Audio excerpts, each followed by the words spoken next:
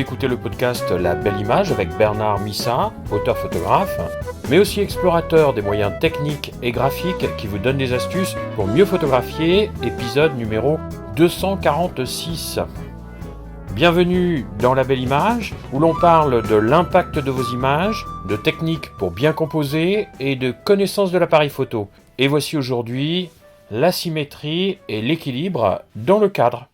Lorsque l'on cherche à cadrer une scène, nous nous embarquons pour une quête d'harmonie dans le chaos visuel de l'environnement. La photographie peut être conçue comme une recherche incessante de l'harmonie, comme une tentative de donner du sens à la richesse visuelle de la réalité, et parmi les outils qui sont à notre disposition pour réaliser cela, la symétrie et l'équilibre jouent un rôle central qui vont nous permettre de créer des images plutôt apaisantes, captivantes et, quoi qu'il en soit, organisées. Mais comment identifier des lignes fortes, équilibrer des formes et éviter de tomber dans une trop grande rigidité qui aboutirait au cliché ? Eh bien, je vous propose plusieurs moyens de passer à l'action dans l'organisation du cadre, tout en conservant cette richesse de l'imprévu. La symétrie est souvent perçue comme un langage universel de l'esthétique. Qu'elle soit horizontale ou verticale, la symétrie crée une sensation de stabilité et de perfection. Alors en photo, on peut utiliser la symétrie pour structurer une composition de manière efficace. Imaginez par exemple un lac reflétant une chaîne de montagnes ou une rue bordée d'arbres qui va former une arche naturelle. La symétrie captive immédiatement l'œil.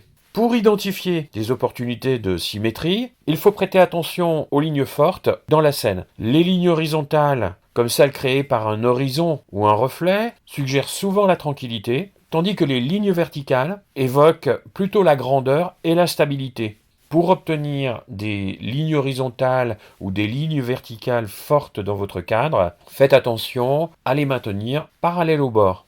Les miroirs naturels, comme l'eau, ou les architectures géométriques, comme les escaliers et les façades lisses, sont des terrains de jeu très stimulants pour expérimenter la symétrie. Alors un dernier point à ce propos avant de vous lancer, faites attention à une symétrie qui serait trop parfaite, car à ce moment-là, elle va manquer un peu de dynamisme.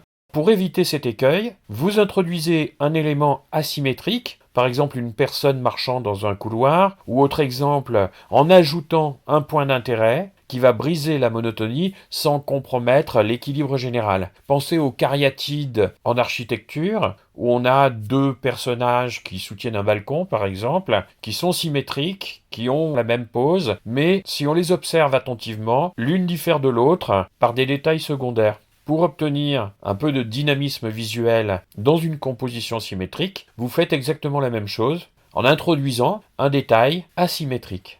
Maintenant, plus que la symétrie, l'équilibre est important. L'équilibre, c'est une répartition harmonieuse des masses, des couleurs et des formes dans l'image. En photo, l'équilibre peut être statique ou dynamique. Dans un équilibre statique, les éléments des deux côtés de l'image ont un poids visuel équivalent, ce qui va créer une sensation de calme.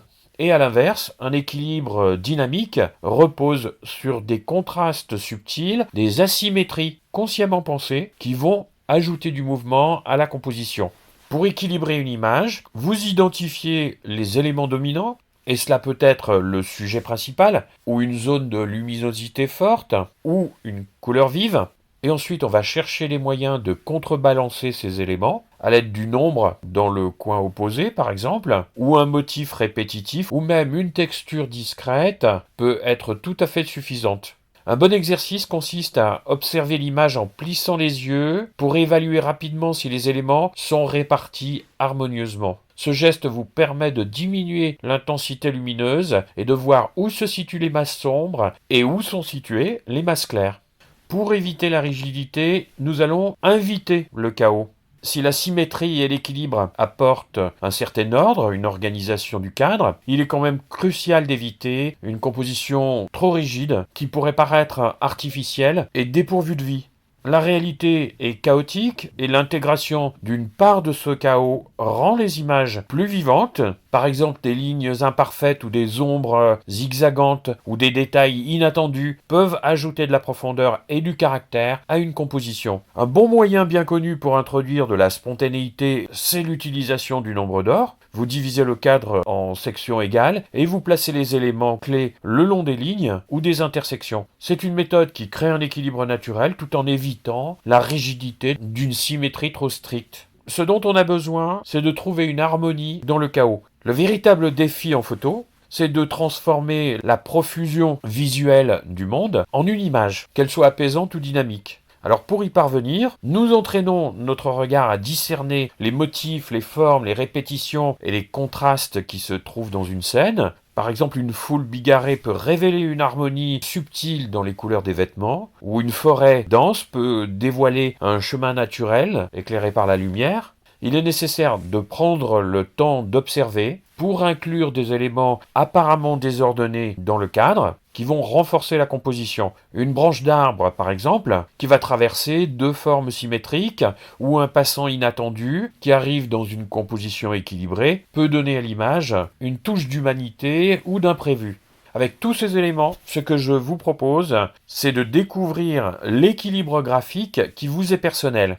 Vous l'aurez compris, la symétrie et l'équilibre ne doivent pas être des règles trop figées, mais plutôt, je vous invite à les percevoir comme des outils dont on se sert pour structurer une vision personnelle. Chacun trouve son propre équilibre entre ordre et désordre, entre harmonie et spontanéité, et en apprenant à identifier les lignes fortes, à répartir les formes et à ne pas hésiter à embrasser le chaos, vous allez être capable de créer des images non seulement visuellement apaisantes, mais également aussi profondément évocatrices.